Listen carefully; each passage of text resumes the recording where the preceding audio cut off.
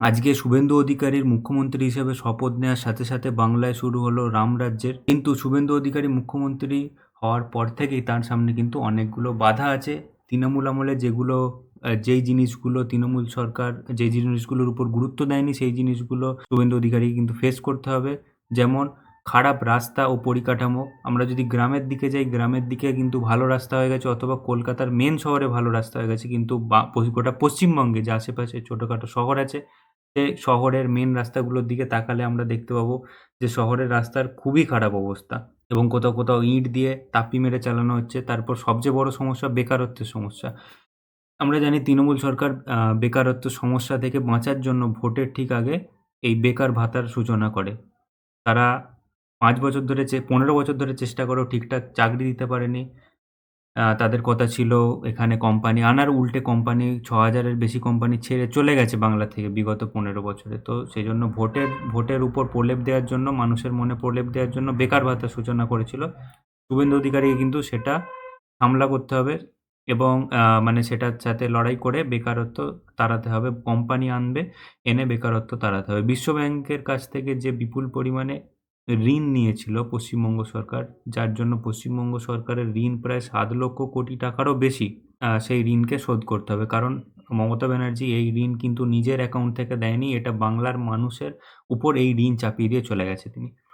এরপর প্রবাসী আর পরিযায়ী শ্রমিকের সমস্যা আছে।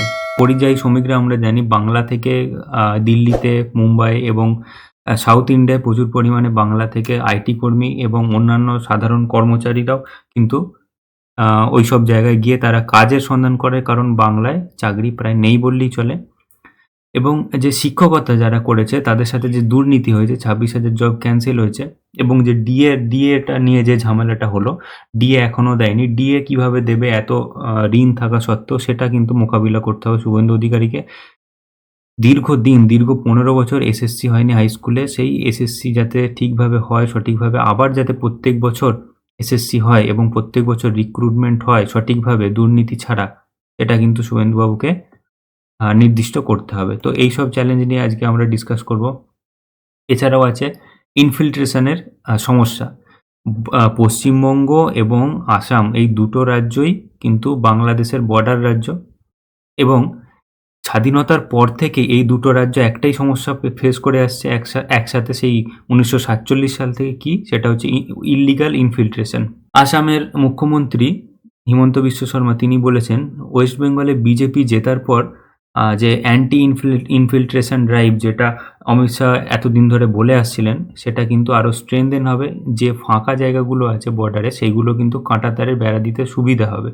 তৃণমূল সরকার এই যে কেন্দ্রের বিজেপি সরকার চেষ্টা করছিল যে বেড়া দেওয়ার জন্য, তার মাঝখানে কিন্তু তৃণমূল সরকার সেটা বাধা দেওয়ার চেষ্টা করেছে। তো শুভেন্দু অধিকারীর হাতে এটাই একটা সুযোগ আছে যে ডবল ইঞ্জিন সরকার এসে গেছে বাংলায়, এবার তাড়াতাড়ি বেড়া দেওয়া হবে আর এই ইল্লিগাল বাংলাদেশিদের আটকানো হবে। এরা এখানে এসে বাংলার মানুষের কাজ ছিনিয়ে নিচ্ছে এবং এখানে দুষ্কৃতিমূলক কাজ করার চেষ্টা করছে, তাই এদেরকে অবশ্যই আটকানো উচিত।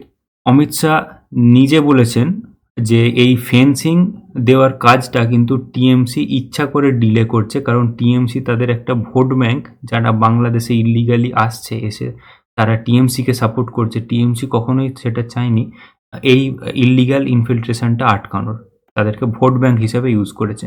নেক্সট, ভারতে ভারতে নয় মানে পশ্চিমবঙ্গে দীর্ঘদিন ধরে, যে দীর্ঘ ১৫ বছর ধরে কিন্তু বহু কোম্পানি বন্ধ হয়ে গেছে। তার একটা উল্লেখযোগ্য উদাহরণ হলো ব্রিটানিয়ার একটা কারখানা কিন্তু কলকাতায় আমরা দেখি কিছু বছর আগে ২০২৪ সালে বন্ধ হয়ে গেছে। এর ফলে অ্যাটলিস্ট ১৫০টা ওয়ার্কার কিন্তু কাজ হারিয়েছেন। কলকাতার তারাতলায় এটা বন্ধ হয়ে গেছিল। ১৯৪৭ সাল থেকে চলছিল, যেটা সিপিএম আমলেও চলেছে, কিন্তু এখানে কলকাতায় সেই তৃণমূল আমলে ২০২৪ সালে এসে তারা আর চালাতে পারছিল না, কোনো কারণে সেটা বন্ধ হয়ে যায়। কারণ আমরা জানি রাজ্যে বিজনেসের অবস্থা খুবই খারাপ এবং বিগত ১৪ বছরে মমতা ব্যানার্জির রুলে ৬,৬০০রও বেশি কোম্পানি ওয়েস্ট বেঙ্গল ছেড়ে চলে গেছে। ওয়েস্ট বেঙ্গল ছেড়ে তারা কোথায় গেছে? দিল্লি, মুম্বাই, ইউপি এইসব রাজ্যে তারা তাদের বিজনেস প্রতিস্থাপন করেছে, কারণ মহারাষ্ট্র, ইউপি, দিল্লি এইসব জায়গায় একটা বিজনেস ফ্রেন্ডলি এনভায়রনমেন্ট সেখানকার সরকারগুলো করেছে, কিন্তু যেটা বাংলা করতে ব্যর্থ হয়েছে। বাংলা শুধু শুধু ভাতা দিয়ে গেছে। এখানে বলা হচ্ছে হাউ সোনার Bangla is becoming A graveyard industry for industries. সোনার বাংলা যে আগে সোনার বাংলা ছিল সেটা ইন্ডাস্ট্রি ফ্রেন্ডলি এতটাই মানে ইন্ডাস্ট্রি ফ্রেন্ডলিনেস এতটাই কমে গেছে যে তাকে গ্রেভিয়ার্ড বলা হচ্ছে ইন্ডাস্ট্রি। এরপর আছে টিচার স্ক্যাম, যেটা আমি আগেই বললাম। শুভেন্দু অধিকারীর সামনে একটা বড় চ্যালেঞ্জ যে প্রত্যেক বছর এসএসসি রিক্রুটমেন্ট করানো এবং দুর্নীতি ছাড়া রিক্রুটমেন্ট করানো। আমরা জানি তৃণমূলের আমলে এই লোকটার দুর্নীতির জন্য, টাকা খাওয়ার জন্য 26,000 যোগ্য এবং অযোগ্য উভয় টিচারদেরই চাকরি যায়। তার মধ্যে অবশ্যই যোগ্য টিচার বেশি ছিল, কিন্তু কিছু অযোগ্য মিশে যাওয়ায় তাদেরকে আলাদা না করতে পারায়, কারণ সরকার সমস্ত রেকর্ড মিটিয়ে দিয়েছিল, পুড়িয়ে দিয়েছিল, সেজন্য সুপ্রিম কোর্ট বাধ্য হয় এটা চাকরিগুলো ক্যান্সেল করে দিতে। তাই সেটা আমরা চাইবো না সাধারণ মানুষ হিসেবে যে কোনো আর দুর্নীতিগ্রস্ত রিক্রুটমেন্ট হোক অথবা কোনো বাজে জিনিস হোক। আর আমরা চাইবো যে প্রতি বছর এসএসসিটা যেন সরকার নেয়। আমরা জানি কিভাবে দিনের পর দিন 2 বছর ধরে শিক্ষকরা, যারা চাকরিহারা শিক্ষক, তাদেরকে রাস্তায় পড়ে থাকতে হয়েছে। অ্যাটলিস্ট দুর্নীতি প্রমাণ করার জন্যই তাদেরকে রাস্তায় পড়ে থাকতে হয়েছে। প্রথমে টিএমসি গভর্নমেন্ট তো মানতেই চাইছিল না যে এটা কোনো দুর্নীতি হয়েছে বা টাকা খাওয়া এই সমস্ত জিনিস হয়েছে। হঠাৎ করে এদেরকে রাতের অন্ধকারে মেরে পিটিয়ে তুলে দেওয়া হয়েছিল পুলিশ দিয়ে। এরপর আছে যে আরবান ইনফ্রাস্ট্রাকচার। কলকাতার রাস্তাঘাট ভালো, কিন্তু বর্ষাকাল আসলে একটাই সমস্যা দেখা যায়, যেখানে এখানে রাস্তায় জল দাঁড়িয়ে যায়, যার ফলে এটা দীর্ঘদিনের সমস্যা। বহু সরকার, আগে সিপিএম আমলেও এই জিনিসটা হতো, তৃণমূল আমলেও হয়েছে। এবার এখন এটাই দেখার যে বিজেপি গভর্নমেন্ট কিভাবে এটাকে সমস্যার সমাধান করে। এটা হচ্ছে আরবান ইনফ্রাস্ট্রাকচারের একটা প্রবলেম। এরপর হচ্ছে ভাতার সমস্যা। মমতা ব্যানার্জি ভেবেছিলেন যে 1,500 করে যদি ধরিয়ে দেওয়া যায় তাহলেই কিন্তু মানুষের ভোট কিনে নেওয়া যাবে। অতএব মানুষের উপর টাকা ছড়ালে কিন্তু মানুষের ভোট কেনা যায়, কিন্তু মানুষ অ্যাকচুয়ালি চাকরি চায়।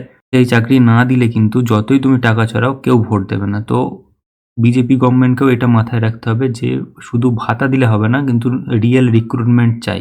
আর আরজি করের কেসটাও কিন্তু সঠিকভাবে বিচার হয়নি। মানুষের মনে এখনও সেটার ক্ষোভ আছে। দীর্ঘদিন ধরে এই সন্দীপ ঘোষ এই লোকটাকে কিন্তু অ্যারেস্ট করেনি এই গভর্নমেন্ট। তাকে কিন্তু এক প্রকার মনে হচ্ছিল যেন প্রোটেকশনে রাখছে বা অ্যারেস্ট করা থেকে বিরত থাকছে। এবং এখনো এই যে নির্যাতিতার মা, এনার বাড়ির পাশে, ইনি জিতেছেন, এনার বাড়ির পাশে কিন্তু বম অ্যাটাক করা হচ্ছে, বম ফেলা হচ্ছে।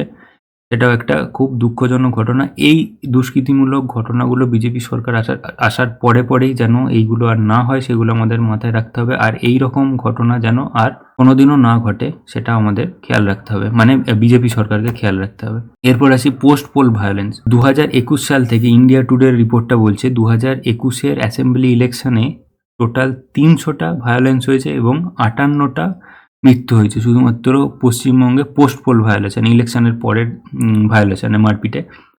এবং এটা একটা চাঞ্চল্যকর খবর যে শুধুমাত্র পশ্চিমবঙ্গে ইন্ডিয়ার যত ইলেকশন রিলেটেড ডেথ হয় তার 50%ই হয় পশ্চিমবঙ্গে। ভারতের 28টা রাজ্য, তার মধ্যে বেঙ্গল একটা রাজ্য, বেঙ্গলই 50% ডেথ হয়। সেই সিপিএম আমল থেকে আগে হারমাদ বাহিনী করতো, এবং এখন কিন্তু তৃণমূল ভার্সেস বিজেপি বা অন্যান্য দুষ্কৃতীরা, সেই জিনিসটা কিন্তু সেই একই আছে। আর এই হাই প্রোফাইল কিলিং আমরা যেটা দেখলাম 6 তারিখ রাত্রেবেলা, হাই প্রোফাইল কিলিং, এইগুলো যাতে বিজেপি সরকার আটকাতে পারে সেইগুলো আমাদের মাথায় রাখতে হবে। তো বন্ধুরা, বিজেপি সরকারের সামনে এখন অনেক বড় চ্যালেঞ্জ। আশা করি এই সব চ্যালেঞ্জ বিজেপি সরকার অতিক্রম করে নতুন সরকার আমাদের ভালো একটা রেজাল্ট দিতে পারবে। তো ভিডিওটা ভালো লাগলে লাইক করবে, আর এরকম ভিডিও আরও দেখতে হলে চ্যানেলটা সাবস্ক্রাইব করবে। Thank you.